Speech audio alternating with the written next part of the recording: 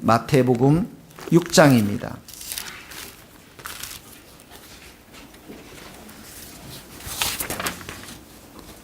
마태복음 6장 19절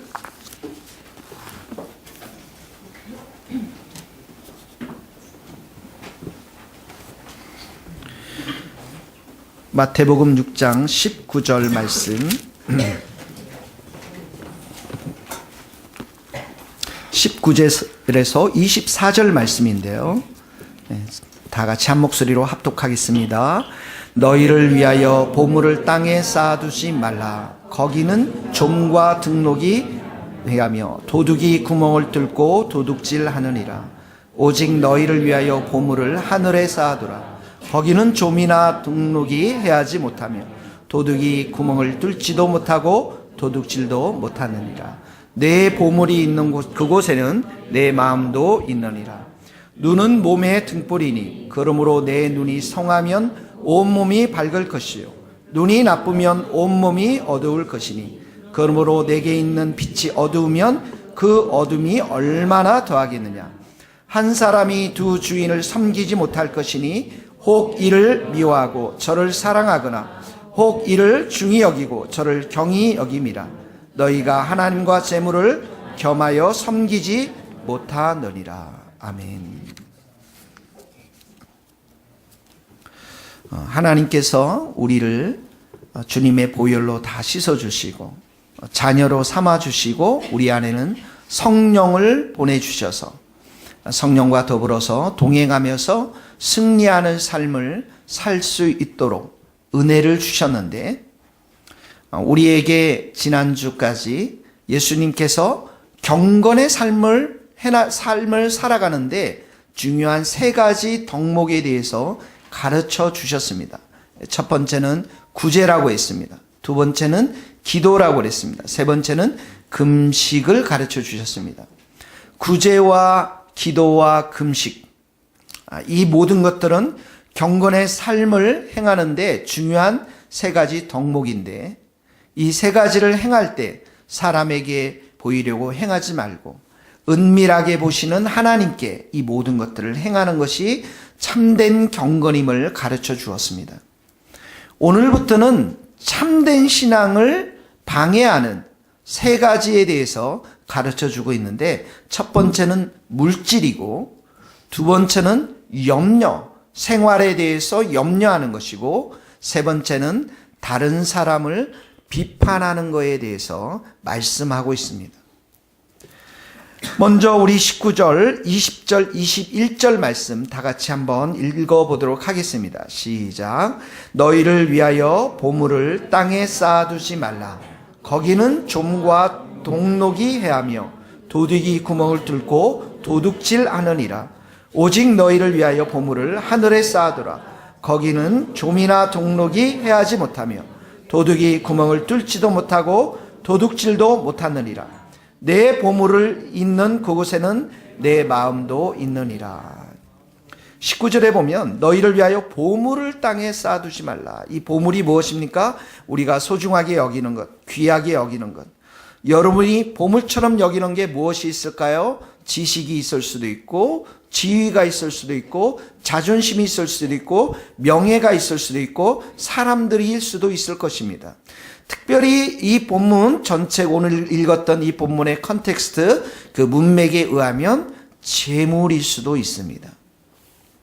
그런데 이런 귀한 보물들 특별히 이 재물을 어디에 쌓아두라고요? 하늘에 쌓아두라. 땅에 쌓아두지 말고 하늘에 쌓아두라고 하는데 왜 땅에 쌓아두지 말라고 합니까? 땅에는 좀과 동록. 좀이라는 것은 사람들의 옷을 해하게 하는 것을 말합니다. 동록이라는 것은 해충, 벌레와도 같습니다. 벌레들이 열매를 먹는 것처럼 이 좀이 옷을 상하는 것처럼 재물 땅에 쌓아두면 해하기 때문에 때로는 도둑들이 와서 그 돈과 그 재물들을 훔치기 때문에 땅에 쌓아두지 말라라고 하는 것입니다. 이러한 보물들이 땅에 쌓아두면 불안하고 위험하고 영원히 지속되지 못하기 때문에 땅에 쌓아두지 말라 이렇게 말씀하고 있는 것입니다. 여러분 재물은 재물에 대해서 이렇게 이야기하고 있습니다. 재물을 소유하는 것을 금하지는 않습니다.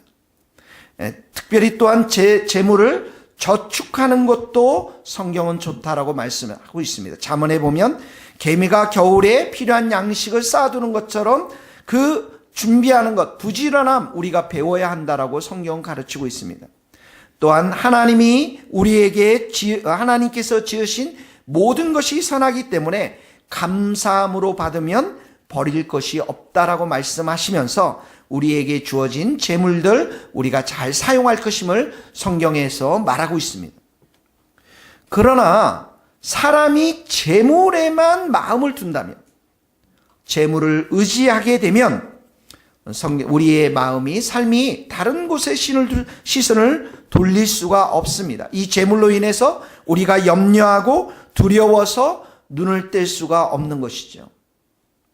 재물을 축적하는 것, 이 땅에 쌓는 것의 가장 큰 위험성은 무엇이냐면 재물이 여러분의 충성을 요구하게 됩니다. 하나님께 충성을 할 수가 없습니다. 하나님의 뜻과 하나님의 계획에 대해서 관심이 없게 되고 결국은 우리의 삶은 땅에 묶이게 될 수밖에 없다라는 것입니다. 그래서 너희를 위하여 보물을 하늘에 쌓아두라라고 성경은 말하고 있습니다. 하늘에 쌓는 보물, 하늘에 쌓는다라는 것은 무엇을 말합니까? 하나님의 나라와 의를 위해서 쌓는 것을 말하는 것입니다. 하나님을 위해서 보물을 사용하는 것을 말합니다. 예수님을 위해서 보물을 쌓는 것을 말합니다. 고아와 가부와 같은 가난한 사람들을 위해서 재물을 사용하는 것을 말하는 것입니다. 여러분 부자 청년 이야기를 잘 아실 것입니다. 살인도 안 했습니다. 간음도 안 했습니다. 도둑질도 안 했습니다. 부모님도 공경했습니다. 이 모든 계명을 다 지키라고 했을 때 예수님이 뭐라고 말씀했습니까? 내 소유를 팔아서 가난한 자들에게 주라. 그리하면 하늘에서 보화가 내게 있으리라. 이 청년은 이 보물을 자기를 위해서, 이 재물을 자기를 위해서 땅에 쌓아두었기 때문에, 그것이 중요하다고 생각하기 때문에 결국은 근심한 채로 예수님을 버리고 떠났던 장면을 우리는 기억할 수가 있을 것입니다. 바로 이 사람은 땅에 재물을 쌓아둔 대표적인 사람입니다. 갈라디아서 6장 7절에 보면 사람이 무엇으로 심든지 그대로 거두리라 이렇게 나와있어요. 성도들이 하나님의 나라의 물질을 심는 것을 말하는 것입니다. 헌금으로 11조로 하나님께 물질을 심으면, 그 물질을 드리고 하나님께 부르짖고 기도하면 하나님께서 하늘의 문을 여시고 은총을 내려주신다라는 것입니다. 하나님 나라에 먼저 심어놓고 난 후에 우리가 기도해야 한다는 것이죠. 하나님께 심지도 않았는데, 하나님의 나라와 의를 위해서 심지도 않았는데 무엇인가를 얻는다라는 것은 우리의 욕심인 것입니다. 여러분 고넬료라는 사람을 아실 것입니다. 고넬료는 기도와 구제에 성실했던 사람입니다. 구제, 하나님의 나라와 의를 위해 심었던 사람입니다. 하나님께서는 천사를 보내주셔서 복음의 소식을 듣게 하였습니다. 드로가라는 여인이 죽었습니다. 그런데 살아납니다. 그런데 이 드로가라는 여인은 과부들을 위해서 옷도 만들어주고 도움을 주었던 여인이었습니다. 여러분 사렙다 과부의 여인의 이야기를 아실 것입니다. 마지막 남은 떡 한 조각, 물 한 그릇을 엘리사에게, 주의 종이었던 엘리사에게 먼저 대접했습니다. 그러자 가뭄이 끝날 때까지 그 집에는 밀가루와 기름이 떨어지지 않도록 주님께서 은혜를 내려주십니다. 사랑하는 성도 여러분, 여러분들이 하나님만 바라보시고 하늘의 보화를 쌓는 여러분들 될 수 있기를 예수님의 이름으로 축원합니다.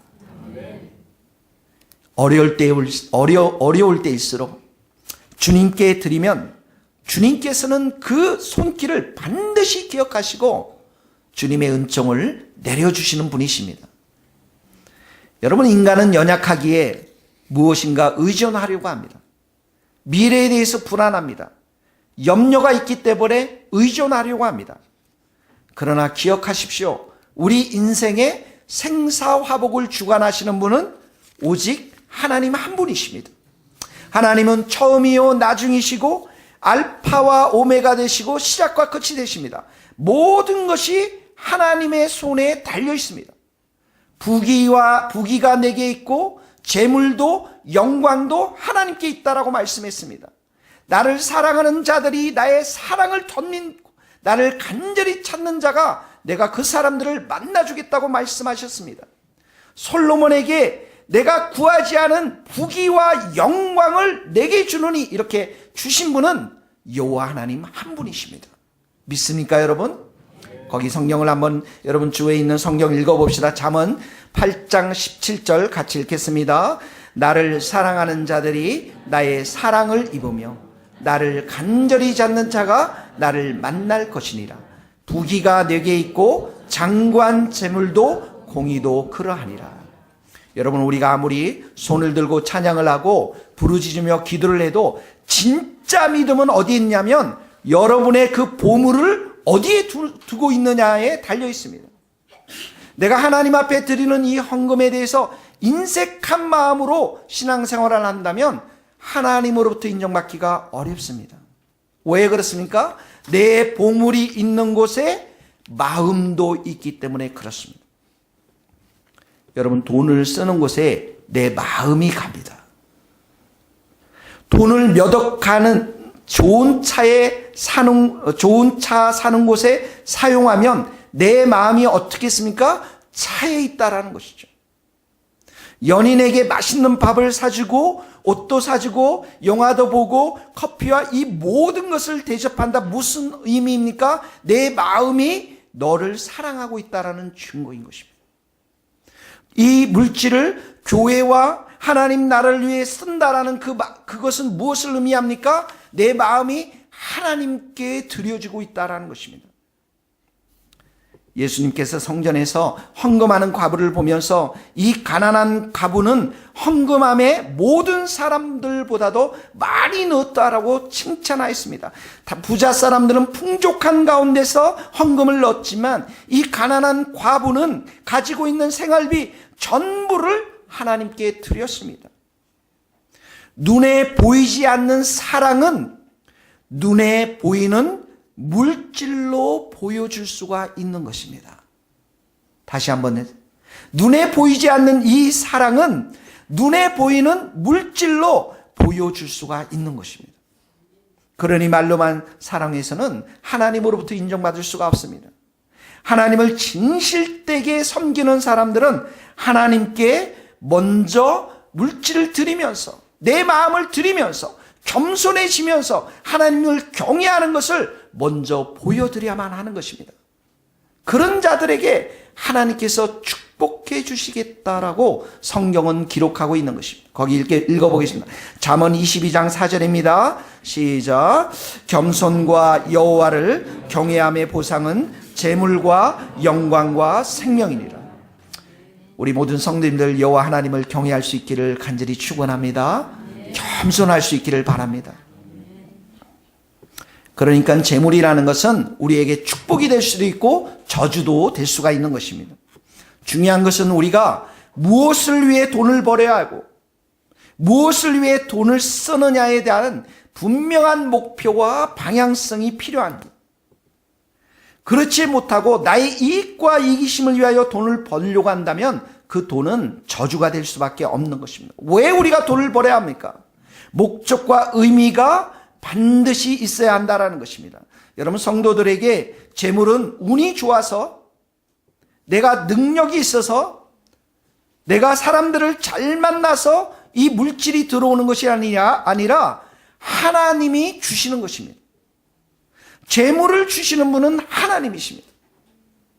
그러니까 하나님이 재물의 주인이시고 우리는 어떻게 합니까? 재물을 관리하는 청지기에 불과한 것입니다. 그 재물을 그래서 우리는 하나님의 뜻에 사용해야 합니다. 하나님이 기억하실 만한 일에 사용해야 하는 것이죠. 여러분, 간혹 우리들 중에 이렇게 얘기하는 분들이 있으면 나는 나중에 돈 많이 벌어서 하나님을 위해 사용하겠습니다. 여러분, 믿지 마십시오. 언제 죽을지 모릅니다. 돈은 지금 있는 그 돈으로부터 시작해서 주님의 뜻을 위해 사용해야 하는 것입니다. 여러분, 돈이라는 것은, 재물이라는 것은 우리에게 세 가지를 준다고 우리에게 유혹하고 있습니다. 돈이 있으면 첫 번째, 우리에게 안정감을 준다고 생각합니다. 안정감. 여러분, 돈이 은행에 많이 있다고 한번 생각해 보십시오. 건강이 갑자기 나쁘거나 자동차 사고를 내고 갑자기 직장을 잃으면, 잃었음에도 불구하고 은행에 저축한 돈이 많이 있으면 마음에 안정감을 갖게 됩니다. 사실입니다. 그런데 돈이 우리의 삶에 안정감을 줌을 믿고 그 돈을 의지하게 될 때 돈은 그때부터 우리의 신이 되는 것입니다. 우리의 삶의 소망은 돈에 두게 되는 것이죠. 그렇게 되면 더 이상 하나님을 의지하지 않습니다. 더 이상 하나님 앞에 기도하지 않습니다. 왜냐하면 내 삶에 필요한 모든 것은 돈이 공급해 주기 때문에 그렇습니다. 그래서 잠언에서 하나님께서는 우리에게 이렇게 가르쳐 주고 있습니다. 나를 가난하게도 마옵시고 부하게도 마시며 오직 필요한 양식으로 나를 먹여주시옵소서. 내가 부하게 돼서 배불러서 하나님을 모른다, 여호와가 누구냐 할까 하오며, 이렇게 나오고 있습니다. 거기 한번 읽어보겠습니다. 잠언 30장 8절입니다. 나를 가난하게 마옵시고 부하게도 마옵시고 오직 필요한 양식으로 나를 먹이소서. 홍내가 불러서 하나님을 모른다, 여호와가 누구냐 할까 하오며 홍내가 가난하여 도둑질하고 내 하나님의 이름을 욕되게 할까 두려워함이니라. 여러분, 돈은 우리에게 말합니다. 안정감을 준다라고 말을 합니다. 두 번째는 돈을 만족의 우리는 원천으로 삼을 때가 있습니다. 돈이 많으면 우리가 행복해질 거라고 우리 생각합니다. 조금만 더 모으면 편안하게 살 수 있다고 생각합니다. 더 먹고 더 마시고 즐길 수 있는 삶이 될 거야. 더 곳간을 크게 짓고 더 많은 돈을 벌면 그 돈은 우리에게 행복을 줄 수 있을 거야. 여러분, 탐욕이라는 것은 물질에 대한 지나친 욕심을 말합니다. 근데 기억하십시오. 우리 인간은 돈에 대해서 만족할 줄 모르는 욕구를 가지고 있습니다. 더 많은 돈, 더 넓은 아파트, 더 좋은 차, 더 좋은 옷, 이것의 욕구가 채워지면 또 더 큰 욕구를 가지게 된다라는 것인데, 이것이 바로 탐욕이라는 것이에요. 여러분, 세상에서 그래도 가장 잘 살았던 부자였던 미국의 철강인가요? 회사의 사장이었던 록펠러에게 한 기자가 물어봤습니다. 돈을 얼마만큼 가지고 있어야 행복합니까? 그랬더니 이 록펠러라는 사장이 이렇게 말했습니다. 돈이 지금보다 조금만 더 많으면 행복해질 것 같습니다. 여러분, 제가 질문해 볼게요. 우리 어른들께 1970년대에 여러분이 살았을 때가 행복합니까? 2018년 지금 살 때가 행복합니까? 우리는 옛날이 더 행복했습니다. 우리 젊은 친구들은 그런 거 알지 못할 텐데 그때가 더 행복했어요. 여러분들을 보면 너무 불쌍해요. 때로는. 더 많은 돈이 우리의 행복의 지수를 높이는 것은 아닙니다. 행복은 여러분 돈으로 살 수가 없는 거예요. 은을 사랑하는 자 은으로 만족하지 못합니다.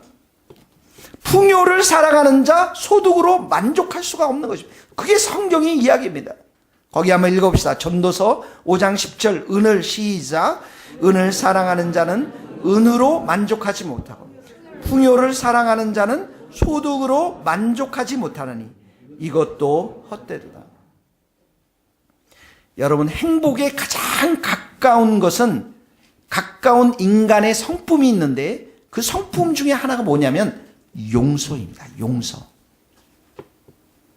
용서할 때, 용서받을 때 사람은 가장 행복하다라고 말하고 있습니다. 하나님께서 우리의 모든 죄를 예수님의 피를 통해서 용서해 주신 줄 믿습니다. 여러분, 형제 자매들과도 싸우고 난 후에 용서하십시오. 행복해집니다. 기쁨이 넘칩니다. 돈은 우리의 궁극적인 행복을 줄 수가 없는 것입니다. 어떤 사람들은 돈 속에서 자기의 정체성을 발견합니다. 사람들은 자신들이 버는 돈으로 자신의 가치가 결정된다고 믿습니다. 다시 말하면 내가 돈을 많이 벌어서 큰 부자가 된다라는 것은 그만큼 자기가 그 돈으로 인해서 가치를 증명하고 있다고 믿고 있는 것입니다. 여러분, 예수님을 믿지 않는 불신자들은 인생을 스스로 책임지며 살아야 됩니다. 그래서 그들은 자기가 가진 재물 소유를 의지할 수밖에 없습니다. 여러분, 돈이 많으면 다른 많은 사람들이 그 사람에게 관심을 가집니다. 친구도 많아집니다. 돈은 내게 힘을 줍니다. 이것은 부분적으로 맞는 이야기입니다. 은행에 저축하면 마음이 든든하고 돈이 많으면 휴가도 가고 해외여행도 가고 좋은 옷도 사고 자동차도 사고 집도 음식도, 이 모든 것들은 우리의 삶에 기쁨을 주는 것이 사실입니다. 부분적으로 맞습니다. 그런데 여러분, 시간이 흐르면 흐를수록 이 많은 것들은 사라지게 됩니다. 시간이 흐르면 처음 산 좋은 차도 낡게 됩니다. 집도 이웃집과 비교해보면 별로인 것 같습니다. 시간이 지나면 과거에 산 좋은 것들은 쓰레기로 들어가게 됩니다. 그래서 성경은 사람의 생명이 그 돈에 있지 않고 소유의 넉넉함에 있지 않다라고 우리에게 가르쳐주고 있습니다. 누가복음 12장 같이 읽겠습니다. 12장. 그들에게 이르시되 삶과 모든 탐심을 물리치라. 사람의 생명이 그 소유에 넉넉한 데 있지 아니라. 여러분, 성도란 가난해도 부해도 예수 그리스도 안에서 참된 정체성을 가지고 발견하는 사람들입니다. 예수님이 피로써 값을 지불하고 십자가 위에서 우리를 사셨습니다. 너희는 너희 자신의 것이 아니라 값으로 산 것이니 그런즉 너희 몸을 하나님께 영광을 돌리라. 우리는 주님의 소유인 거예요. 주님께서 우리를 위해 십자가에 돌아가셨을 때 이미 가치를 결정해 주셨습니다. 우리를 소중하고 사랑스러운 하나님의 자녀됨을 확정해 주신 것입니다. 우리는 하나님의 나라에 속한 자들입니다. 이것이 우리의 소중한 가치인 것입니다. 하나님께서는 오늘도 하늘문을 여시고 우리에게 말씀하십니다. 너는 내 사랑하는 아들이요 내 기뻐하는 자라고 말씀해 주십니다. 이것이 바로 우리의 중요한 정체성인 것입니다. 사랑하는 성도 여러분, 여러분의 삶에 돈이 여러분의 정체성을 발견하지 마시고 예수님 안에서 발견할 수 있기를 간절히 축원합니다. 예수님이 우리에게 평안을 주시고 예수님이 우리에게 기쁨을 주시고 예수님이 우리에게 소망을 주시는 분이십니다. 우리는 여러분 더 이상 고아가 아닙니다. 하나님이 우리의 필요한 모든 것들을 공급해 주시는 분이십니다. 믿습니까 여러분? 거기 빌립보서 4장 19절 같이 읽겠습니다. 나의 하나님이 시작. 나의 하나님이 그리스도 예수 안에서 영광 가운데 그 풍성한 대로 너희 모든 쓸 것을 채우시리라. 우리의 쓸 것을 채우시는 분은 누구라고요? 여호와 하나님이십니다. 그래서 이 하나님 안에서 우리가 참된 하나님의 자녀로서의 정체성을 가져야 되는 것이죠. 그래서 이 돈에 대한 바른 견해는 뭐냐면 돈은 내 것이야, 이 물질은 내 것이야 해서 이 모든 것은 하나님께 속해 있는 것이구나. 내가 가진 모든 것은 하나님께 속해 있는 것이구나. 나는 청지기에 불과한 사람이구나 라는 것들을 우리가 믿음으로 화답해야 합니다. 아멘해야 합니다. 시편 24편 읽겠습니다. 거기 땅과 거기에 시작. 땅과 거기에 충만한 것과 세계와 그 가운데 사는 자들은 다 여호와의 것이로되 그가 모태에서 벌거벗고 나왔은즉 그가 나온 대로 돌아가고 수고하여 얻은 것을 아무것도 자기 손에 가지고 가지 못하니 땅과 거기에 충만한 세계와 그 가운데 사는 모든 사람이 누구의 것이라고요? 누구의 것이라고요? 하나님의 것입니다. 여러분의 생명이 누구의 것입니까? 여러분의 돈이 누구의 것입니까? 하나님의 것이에요. 이것을 철저하게 완벽하게 깨닫는 날이 올 텐데 그 날이 언제입니까? 관 속으로 들어가는 날입니다. 아무것도 자기 손에 가지고 가지 못하는 것이죠. 이 사실을 믿으면 우리의 삶이라는 것은 청지기의 삶으로서 전적으로 하나님께 의존되어 있음을 믿으면서 그 하나님을 감사함으로 예배하는 자들이 되는 것입니다. 우리의 삶의 모든 것들이 다 하나님의 것입니다. 여러분들은 지금 하나님이 주신 옷을 입고 있습니다. 여러분 예배가 끝나고 집에 들어가면 하나님의 집에 들어가서 쉼을 얻습니다. 오늘 점심은 교회에서 국수를 먹습니다. 하나님이 여러분에게 주신 국수를 먹습니다. 하나님이 제공한 소파에 앉아서 쉬게 됩니다. 하나님이 제공하신 욕실에서 샤워를 합니다. 하나님이 제공하신 차를, 커피를 마실 것입니다. 그리고 하나님께서 제공한 자동차를 사용하는 것이죠. 할렐루야.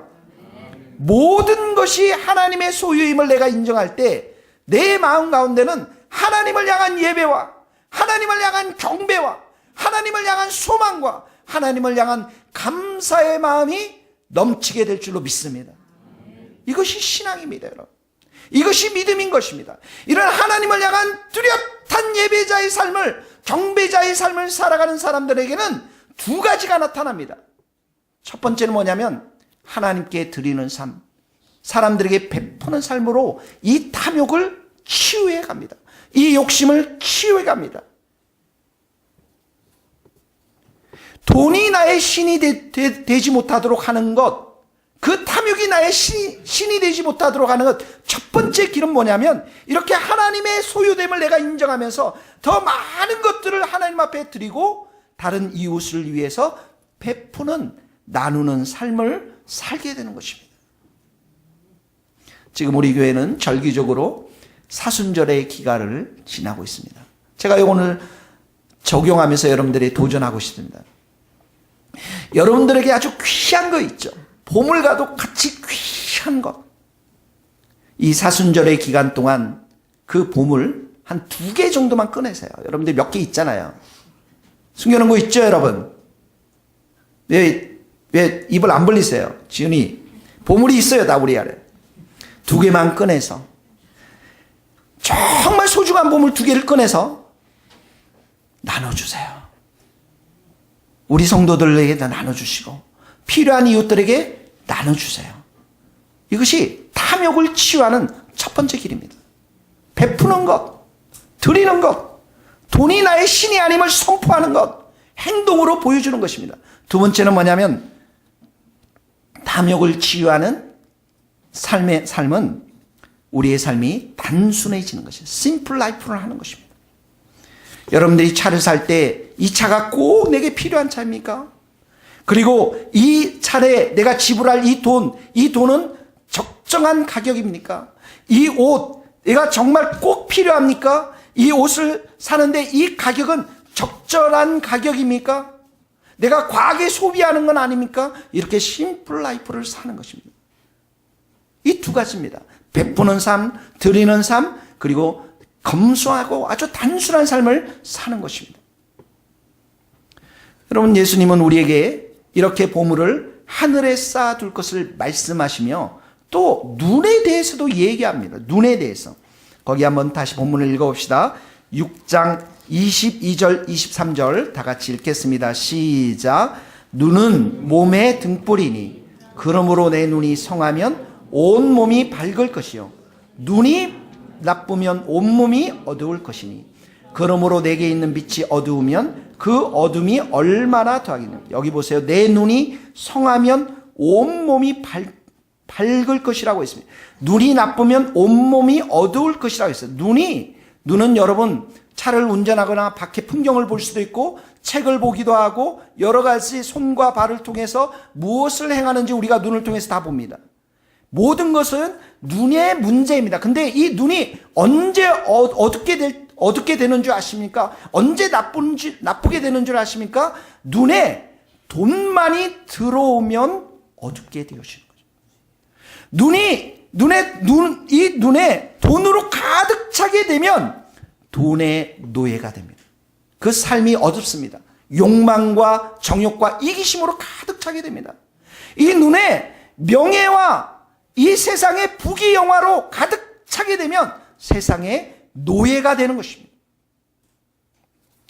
그러므로 우리 눈에, 여러분들 눈에 가장 먼저 들어오는 분이 누구냐면 믿음의 주요 온전케 하시는 예수님을 바라보는 그 눈이 될 수 있기를 예수님의 이름으로 축원합니다.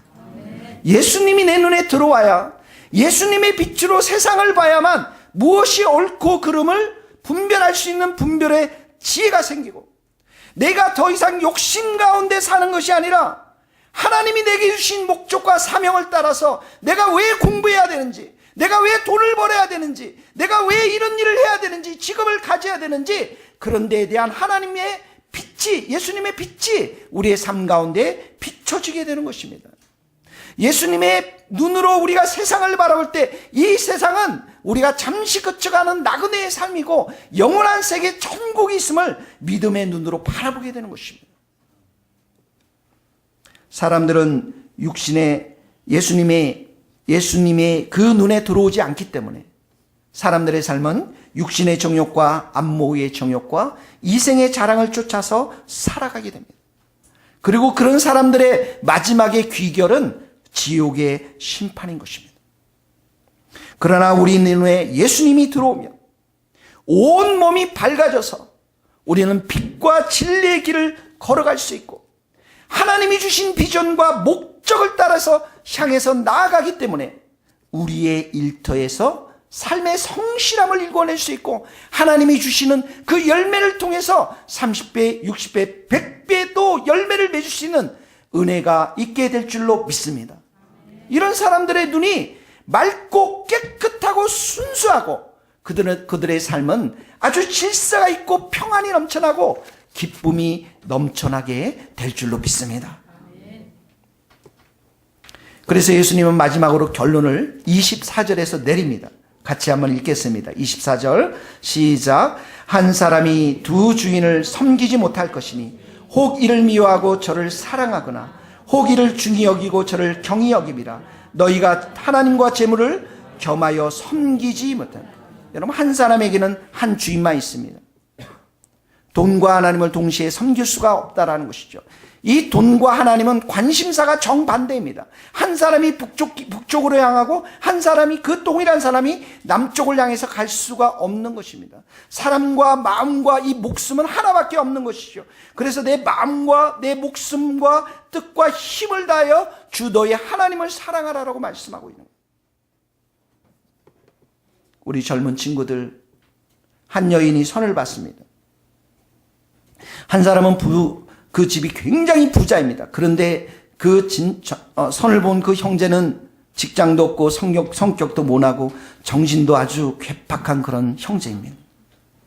근데 또 한 사람은 또 선을 받습니다. 이 형제는 집이 아주 가난합니다. 근데 성격이 좋고 견실한 회사에 다닙니다. 우리 자매들은 누구와 결혼하고 싶습니까? 여러분들 혹시 이렇게 말했습니다. 나는 이 두 사람과 결혼하겠습니다. 밥 먹고 쇼핑하고 놀러 갈 때는, 해외여행 갈 때는 부잣집 아들하고 하고, 평상시 살 때는, 집에 살 때는 성격이 좋은 가난한 형제와 살겠습니다. 여러분, 가능한 얘기입니까? 한 사람과 결혼해야 됩니다. 교회도 마찬가지입니다.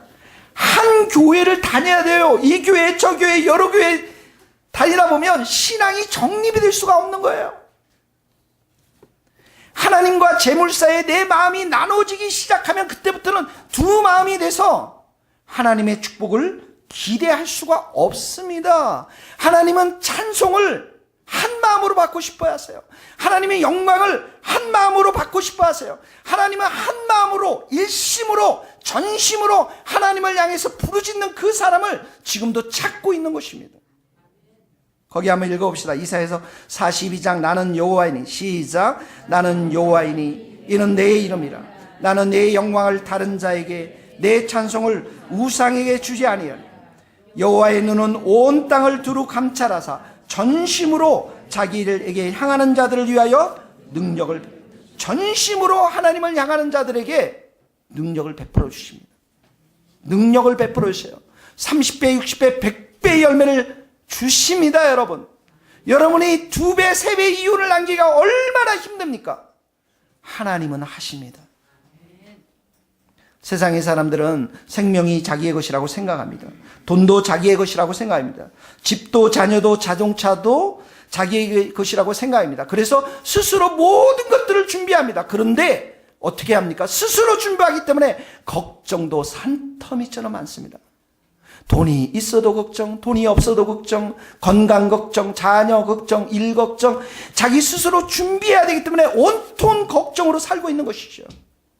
그러나 우리 성도들은 이 땅을 지으신 분이 우리 하나님이심을 믿기 때문에 하늘의 땅과 별과 수많은 생물들과 나무들, 식물들, 이 모든 것들이 하나님의 작품임을 믿고 하나님이 오늘도 우리를 다스려 가시며 인도해 가시고 섭리해 가심을 믿을 뿐만 아니라 우리의 생명이 주님의 것이라고 생각하기 때문에 성실하게 일하지만 주님께서 나의 인생의 주인이시고 모든 것을 준비하신다는 그 믿음으로 살아가는 자들이 바로 성도들인 것입니다.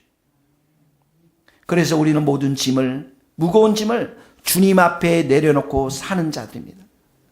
나의 재정, 나의 시간, 나의 마음, 이 모든 것을 먼저 그의 나라와 의를 구하는데 하나님께 바칩니다. 그래서 염려가 없어요. 그래서 두려움이 없습니다. 주님이 나를 돌보십니다. 주님이 나를 채우십니다. 내가 먼저 그의 나라와 의를 구하면 반드시 내 인생을 하나님께서 책임져 주실 것입니다. 이렇게 믿음으로 선포하며 사는 자들이 여러분 또 저인 줄 믿습니다. 이 성도들이에요, 여러분. 로이드 목사님, 영국의 마틴 로이드 존스 목사님의 예화에 이런 책에 보면 이런 예화가 나옵니다. 농부에게 어느 날 기쁜 소식을 전합니다. 소가 2마리 새끼를 낳았습니다. 너무 좋아하는 거예요. 한 마리는 흰색 송아지고 다른 한 마리는 얼룩 송아지입니다. 남편이 제안합니다. 한 마리는 잘 키워서 우리가 주님께 드리고 다른 한 마리는 우리 가정을 위해서 사용합시다. 아내가 묻습니다. 어떤 소를 드리기를 원합니까? 그래서 이 남편이 지금 결정하지 말고 그냥 잘 길러서 우리가 나중에 결정합시다. 그러다 얼마 후에 남편이 막 달려와서 아내에게 말합니다. 여보, 주님의 소가 죽었어요.